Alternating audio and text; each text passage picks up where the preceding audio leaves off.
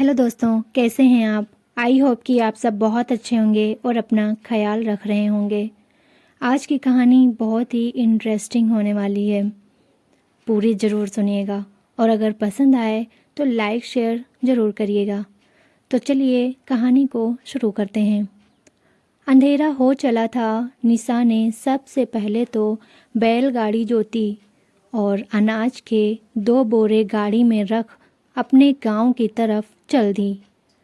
अंधेरे को देखते हुए निशा ने लालटेन जलाकर लटका ली थी।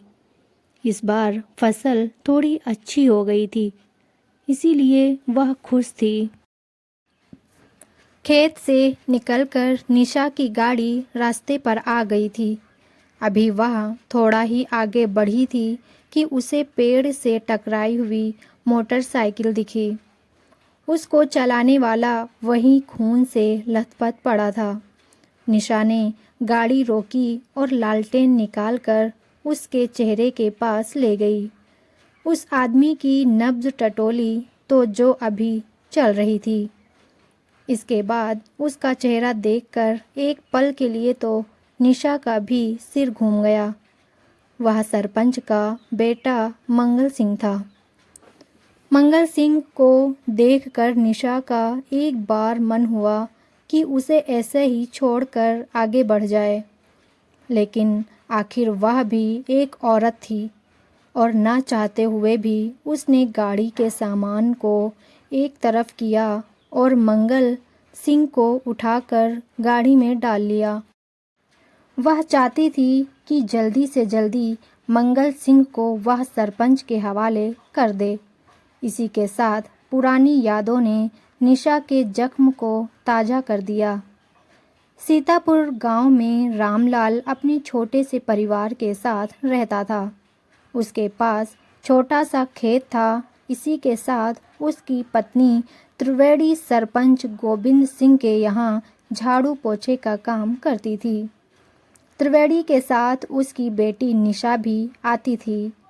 मंगल सिंह और निशा की उम्र बढ़ने के साथ साथ उनके दिलों में प्यार की कोपलें भी फूटने लगी थीं और अक्सर वे दोनों गांव व खेतों में निकल जाया करते थे। निशा के भरते शरीर, उभार और जवानी का रसपान गोविंद सिंह भी दूर से करने लगा था। निशा इन सब बातों से दूर अपनी ही दुनिया में मस्त रहती थी। गंगू ने जब सरपंच गोविंद सिंह को निशा और मंगल सिंह की प्रेम कथा बताई तो वह आग बबूला हो गया। पहले तो गोविंद सिंह ने मंगल सिंह को समझाया, मैं तुम्हारी शादी दूसरी जगह कर दूंगा जहां से अच्छा दहेज मिल जाएगा, और वैसे भी निशा हमारी बराबरी की नहीं है। जब मंगल सिंह पर उसकी बातों का कोई असर नहीं हुआ तब उसने निशा के पीछे अपने आदमी छोड़ दिए। वे उसे बदनाम करने लगे। एक बार निशा के पिता रामलाल ने उससे उसकी शादी की बात की तो वह उसे टाल गई। समय धीरे धीरे गुजर रहा था। आखिर गोविंद सिंह ने एक दिन निशा को उठवा लिया और मंगल सिंह से कहा कि वह गांव के किसी लड़के के साथ भाग गई है। कुछ दिन बाद जब गोविंद सिंह ने उसे छोड़ा तब तक मंगल सिंह उससे दूर चला गया था। निशा ने जिंदगी जीने और हालात से जूझने का हौसला था, इसीलिए वह इतने पर भी टूटी नहीं। थोड़े दिन बाद इसी गम में निशा के माँ बाप भी इस दुनिया से चल बसे। लेकिन इन सब हालात ने उसे और भी जुझारा बना दिया। इसके बाद निशा ने खेती बाड़ी को खुद संभाल लिया और पास के दूसरे गांव में रहने लगी। अमीर घराने की लड़की मंगल सिंह के साथ ज़्यादा दिन नहीं निभा सकी और एक दिन वह भी उसे छोड़कर चली गई। इसके बाद मंगल सिंह पागल जैसा हो गया, क्योंकि बाद में उसे भी निशा के साथ हुए गलत बर्ताव के बारे में मालूम पड़ा था। इसके बाद मंगल सिंह अपने को कसूरवार मानता था, उससे माफ़ी मांगना चाहता था। इसके बाद उसने भी अपने पिता सरपंच गोविंद सिंह का घर छोड़ दिया था और अलग रहने लगा था। उस दिन भी मंगल सिंह निशा से माफ़ी मांगने के लिए उसके खेत पर ही जा रहा था। दिमागी परेशानी से उसका ध्यान सड़क से भटक गया था और सामने से आते हुए ट्रैक्टर ने उसकी मोटरसाइकिल को टक्कर मार दी थी। तभी मंगल सिंह ने करहते हुए अपनी आंखें खोली। अब निशा भी यादों से वापस आ गई थी। सरपंच का घर अभी थोड़ी दूर था, इसीलिए मंगल सिंह की हालात देखने के लिए उसने बैलगाड़ी रोकी और उसके पास गई। निशा ने मंगल सिंह के सिर पर अपनी चुनरी कसकर बांध दी। तभी मंगल सिंह के हाथ माफ़ी मांगने के लिए जुड़ गए थे।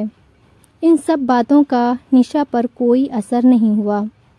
उसने बैलगाड़ी तेजी से चलाई और सरपंच के घर के सामने गाड़ी रोककर पूरी बात गोविंद सिंह को बताई और वापस जाने लगी।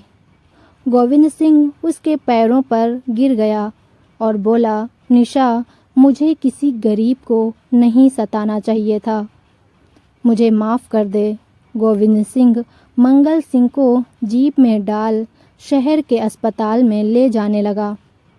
तब मंगल सिंह ने निशा का हाथ जोर से पकड़ लिया और उसे भी साथ चलने के लिए इशारा किया। अस्पताल में मंगल सिंह का इलाज शुरू हो गया और उसे तुरंत खून देना था। परिवार में से किसी का खून मंगल सिंह के खून से नहीं मिल रहा था। साथ ही वहां आए लोगों का खून भी मंगल सिंह के खून से नहीं मिल रहा था। निशा एक बार फिर यादों की दुनिया में चली गई थी। मंगल सिंह और निशा एक बार शहर घूमने गए थे। तब निशा ने कहा था, देख मंगल, हमारा प्यार एकदम सच्चा और पक्का है कि तू भले ही ना माने, लेकिन हमारा खून भी एक ही है। तब मंगल सिंह ने हंसते हुए कहा था, हट पगली, ऐसे थोड़े न होता है, सभी के खून का ग्रुप अलग अलग ही होता है। मजाक की बात शर्त में बदल गई और दोनों ने पास के एक अस्पताल में जाकर जब खून को चेक करवाया, तब दोनों का ग्रुप एक ही निकला। तभी डॉक्टर ने आकर कहा, गोविंद सिंह, जल्दी खून का इंतज़ाम करो, मंगल सिंह की हालात ख़राब होती जा रही है, खून काफ़ी बह गया है। तब निशा ने विश्वास से कहा, डॉक्टर, मेरा खून ले लीजिए। गोविंद सिंह हैरानी से निशा को देख रहा था और एहसान तले दबा जा रहा था। तो दोस्तों, हमारी कहानी यहीं पे ख़त्म होती है। अगर हमारी कहानी आपको पसंद आए तो प्लीज़ लाइक सब्सक्राइब ज़रूर करिएगा। कल फिर मिलेंगे एक नई कहानी के साथ, एक दिलचस्प कहानी के साथ। तो तब तक के लिए अपना ख्याल रखिए और दुआओं में मुझे याद रखिए। बाय।